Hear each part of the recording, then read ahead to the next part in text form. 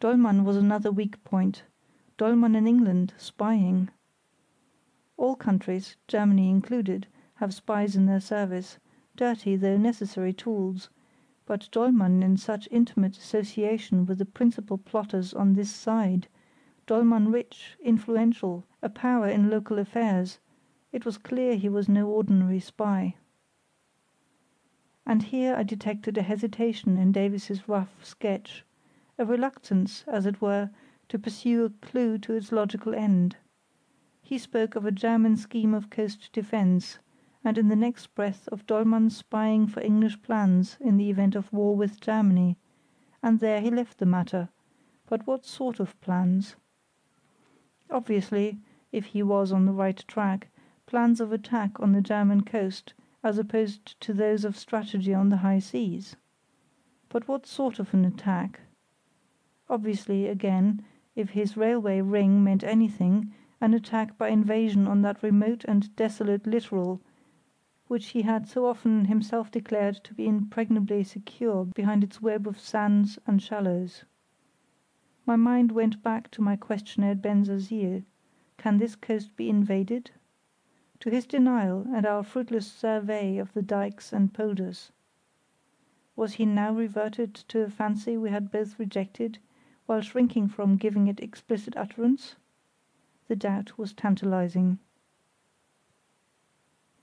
A brief digression here about the phases of my journey. At Rheine I changed trains, turned due north and became a German seaman. There was little risk in a defective accent; sailors are so polyglot, while an English sailor straying about Esens might excite curiosity. Yesterday I had paid no heed to the landscape; today I neglected nothing that could conceivably supply a hint. From Rheine to Emden we descended the valley of the Ems, at first through a land of thriving towns and fat pastures, degenerating farther north to spaces of heathery bog and moorland, a sad country, but looking at its best, such as it was, for I should mention here that the weather, which in the early morning had been as cold and misty as ever, grew steadily milder and brighter as the day advanced, while my newspaper stated that the glass was falling and the anticyclone giving way to pressure from the Atlantic.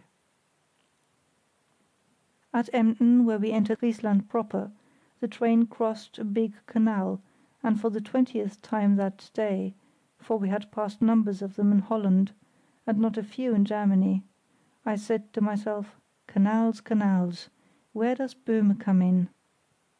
It was dusk, but light enough to see an unfamiliar craft, a torpedo boat in fact, moored to stakes at one side. In a moment I remembered that page in the North Sea Pilot, where the Ems Jade Canal is referred to as deep enough to carry gunboats, and as used for that strategic purpose between Wilhelmshaven and Emden, along the base, that is, of the Frisian peninsula. I asked a peasant opposite. Yes, that was the Ems Jade Canal. Had Davies forgotten it? It would have greatly strengthened his halting sketch.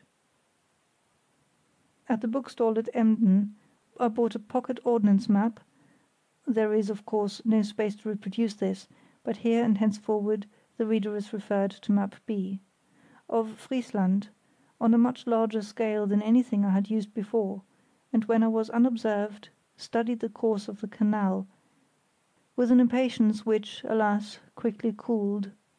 From Emden northwards I used the same map to aid my eyesight, and with its help saw in the gathering gloom more heaths and bogs, once a great glimmering lake, and at intervals cultivated tracts, a watery land as ever, pools, streams, and countless drains and ditches. Extensive woods were marked also, but farther inland. We passed Norden at 7, just dark. I looked out for the creek, and sure enough we crossed it just before entering the station. Its bed was nearly dry, and I distinguished barges lying around in it. This being the junction for Esens, I had to wait 3/4 of an hour, and then turned east through the uttermost northern wilds, stopping at occasional village stations and keeping 5 or 6 miles from the sea. It was during this stage, in a wretchedly lit compartment, and alone for the most part, that I finally assembled all my threads and tried to weave them into a cable whose core should be Esens, a town, so Baedeker said, of 3,500 inhabitants and centre of a rich agricultural district.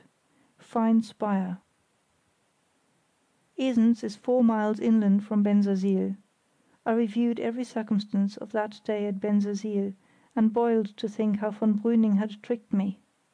He had driven to Esens himself, and read me so well that he actually offered to take me with him, and I had refused from excess of cleverness. Stay, though, if I had happened to accept, he would have taken very good care that I saw nothing important. The secret, therefore, was not writ large on the walls of Esens. Was it connected with Bensersiel too, or the country between? I searched the ordnance map again, standing up to get a better light and less jolting. There was the road northwards from Esens to Bensersiel, passing through dots and chessboard squares, the former meaning fen, the latter fields, so the reference said. Something else, too, immediately caught my eye, and that was a stream running to Bensersiel. I knew it at once for the muddy stream or drain we had seen at the harbour, issuing through the sluice or siel from which Bensersiel took its name. But it arrested my attention now, because it looked more prominent than I should have expected. Charts are apt to ignore the geography of the mainland, except in so far as it offers sea marks to mariners. On the chart this stream had been shown as a rough little corkscrew, like a sucking pig's tail. On the ordnance map it was marked with a dark blue line, was labelled Benser Tief, and was given a more resolute course.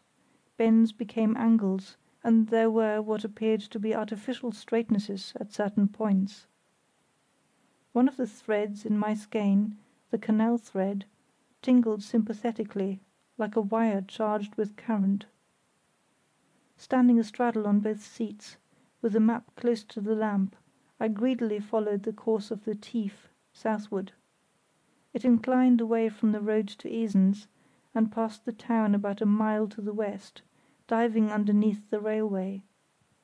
Soon after it took angular tacks to the eastward, and joined another blue line trending southeast, and lettered Esens-Wittmunde Canal. This canal, however, came to an abrupt end halfway to Wittmund, a neighbouring town. For the first time that day there came to me a sense of genuine inspiration. Those shallow depths and short distances, fractions of metres and kilometres, which I had overheard from Böhme's lips at Memmert, and which Davies had attributed to the outside channels, did they refer to a canal? I remembered seeing barges in Bensersiel harbour. I remembered conversations with the natives in the inn, scraps of the postmaster's pompous loquacity, talks of growing trade, of bricks and grain passing from the interior to the islands. From another source, was it the grocer of Wangeroog? Of expansion of business in the islands themselves as bathing resorts. From another source again, von Brüning himself surely, of Dollmann's personal activity in the development of the islands. In obscure connection with these things, I saw the torpedo boat in the Ems-Jade Canal.